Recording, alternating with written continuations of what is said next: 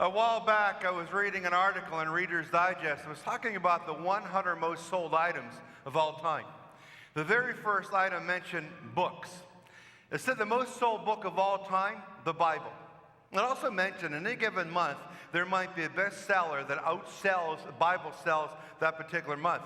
But over a span of time, the most sold book of all time, the Bible. The next item it mentioned Halloween costumes. It said the most sold Halloween costume of all time, the devil's costume. And then it mentioned every so often, certain years, there might be a costume that outsells the devil's costume, but over a span of time, the devil's costume, most sold costume of all time.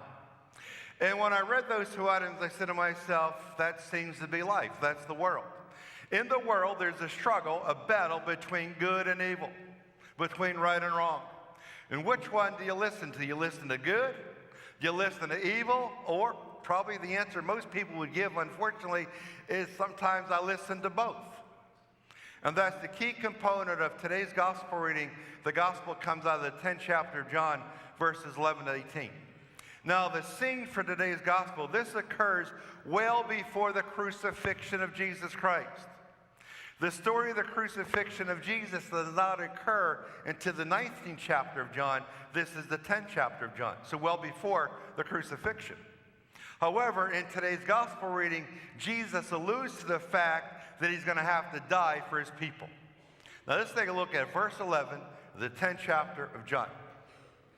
Right in this particular verse, Jesus said, I am the good shepherd. So at that very point right there, he's saying who he is. Now he's going to define what a good shepherd is. Let's continue on.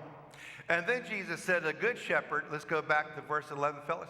A good shepherd lays down his life for the sheep.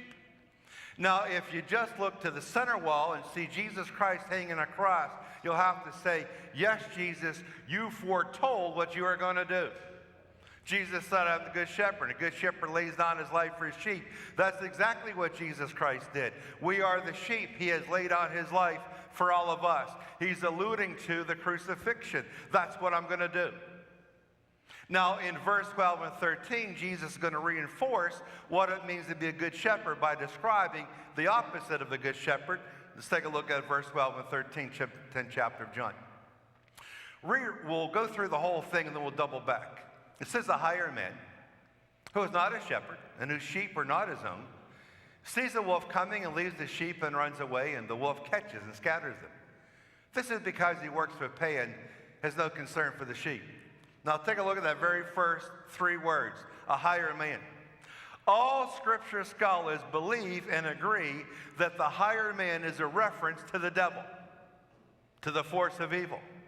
Now, when you understand that component, now you look at it, the hired man devil, who is not a shepherd, whose sheep is not his own, sees a wolf coming and leaves the sheep and runs away. The devil is going to do his best to seduce you, to lure you away from Christ. But when he sees trouble, he's the first one to get out of Dodge. That's why he leaves, and the wolf catches and scatters them. Why? Because the devil, he works for pay. He has no concern for the sheep. And we're the sheep. He doesn't care about you. You see, in this world, again, there's a battle between good and evil. And these two battles rage on all the time. Which one do you listen to? Do you listen to the good shepherd? Do you listen to that which you should do? Or every so often, are you seduced by the works of the devil? Then you say yes to the devil, and what does he do? Once he has you in his grip, he runs away to get others. When I was a young fella in high school and college, I had what I called one of the greatest summer jobs of all time. I worked the grounds crew down at what's called the Westmoreland Country Club. It's still there today. Westmoreland Country Club in Murraysville, 27-hole privately run golf course at that time. I remember this one day, a beautiful summer sunny day. I'm cleaning out the leaves that are blown into the sand trap. I'm cleaning out this one particular sand trap, getting rid of the leaves and debris and raking the sand trap, when I hear this noise approaching me. I look, and it's a little mother duck, and behind her, 5 little ducklings, 1, 2, 3, 4, 5. And they're right behind the mom. They're in a single file, just walking behind mom, quacking away. I thought to myself, isn't that beautiful? They look like newborns. But I could not watch them all day long because I had work to do and I didn't know if anyone was watching me. So I go back to cleaning that sand trap. About 5 minutes later, and unfortunately this particular golf course, a road transected the golf course. So the golf course was divided by a road. Half the golf course on this side of the road, half the other side of the road. Very dangerous for many of the golfers trying to cross the road as they're enjoying their round of golf. I hear this car slam on its brakes. I hear the sound of those tires against the hot summer pavement of that road. And then I hear a thud. And after I heard that thud, I just heard a noise, a bunch of noise that I never recognized before. So I ran over the road to see what was going on. Just as I get there, the car sped away. Then I looked, and there was the mother duck. She was hit by the car and killed. Now her 5 little babies are running all around. They're leaderless right now. They have no mom. I think they realized that she had lost her life. I ran back to my sand trap. Right next to my sand trap, I had my maintenance vehicle, the utility vehicle that held all my tools in it. So in that utility vehicle, I had a big box and emptied the box and went back out to the road to pick up these little ducks. They're running all over the place. And you know, a little duckling, they're small, they have little legs. But I can tell you this much, although they have little legs, these guys are fast. So I'm running around trying to pick up these ducks, and just as you pick up a duck, you bend down and they shoot left and shoot right. These guys are really fast. It took me a while, but I got all 5 ducks into this box. And then right at that moment, I just slid Mom off the road. I figured I'd take care of Mom a little later. I put the ducks in my utility vehicle and drove back to the maintenance building where my boss was located, the superintendent of the greens. And I walked into his office with my box, and I showed him what I had, these 5 little ducks. And I said, what are we going to do? We've got to raise these little ducks. How do you raise the duck? So he came out with this great idea. He said, Kenny, what we're going to do is, I don't know what to do, but he said, I got this idea. I'm going to call the Pittsburgh Zoo. Maybe the zookeeper down there can tell us what to do. So he called up the zoo, and lo and behold, the zookeeper, maybe providentially, he was the one that answered the phone. And my boss said to the zookeeper what had happened, that we have these 5 ducks inside of this box. And he said, oh, I'm well aware of that golf course. I've golfed there many times whenever I'm invited to the golf course by one of the members. I'll be right out. About a 30-minute ride from the zoo to the country club. About 30 minutes later, he arrives, and he looks inside of the box, and he takes the box from me, and he said, we will, at the Pittsburgh Zoo, we're going to raise these ducks to maturity, physically. But then he added, he said, despite the fact I'm going to raise, and we at the zoo will be able to raise these ducks to maturity physically, we will not be able to teach these ducks about life as well as the mother duck would have been able to do. He said, I will not be able to tell these ducks what to listen to and what not to listen to. I won't be able to educate them that way as the mother could. I will not be able to tell these ducks and educate these ducks as to what they should walk toward and what they should walk away from. I'll not be able to tell these ducks what they should fly toward and fly away from.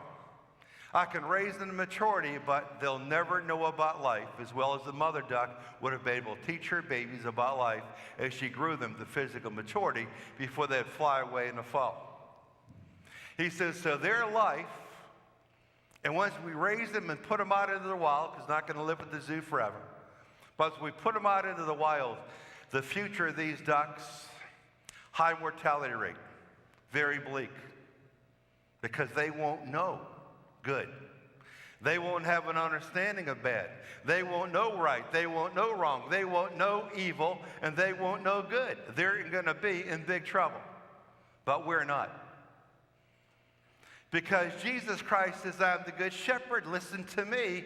But if you listen to the higher man, the devil, you're going to be in trouble.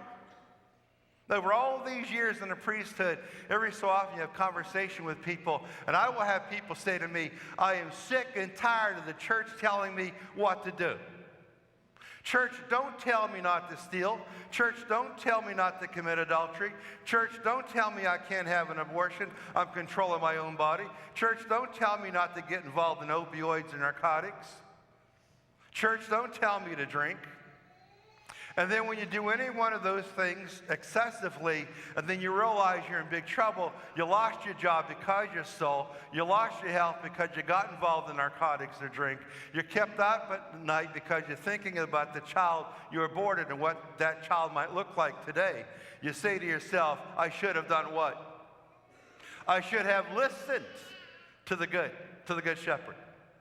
And then you might say to yourself, no, I get it. The church wasn't trying to keep me from having fun.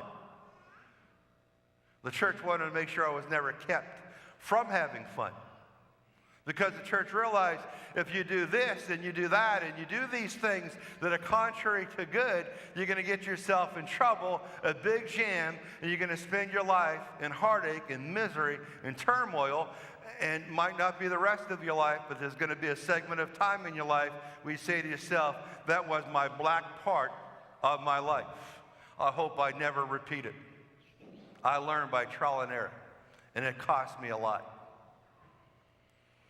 These little ducks are going to learn by trial and error when they grow up, and it's going to cost them probably their life because they won't know what to follow. They won't know good, and they won't know evil. It's a powerful little 3 verses. Verse 11 and 12 and 13 that's on a wall. In verse 11, Jesus said, I am the good shepherd, and the good shepherd lays down his life for his sheep. Right there. He did. He proved it. But verse 11 and 12, Jesus said, the higher man, the devil, he could care less because he has no concern for the sheep. He has no concern for you. So remember, the next time the devil tries to seduce you and get you to do something wrong, remember, although it sounds attractive, he really has no concern for you. He could care less. And when you get in trouble, the first one out of Dodge is the devil. So the challenge for our life is this. In this world, there's a battle between good and evil. And which one do you listen to? Do you listen to good? Do you listen to evil? Well, you say to yourself, unfortunately, I have listened to both, and when I listen to the evil, it has cost me. At this time, we're going to baptize our little angel right here. So, Aurora Page and your family, please follow me to the pulpit.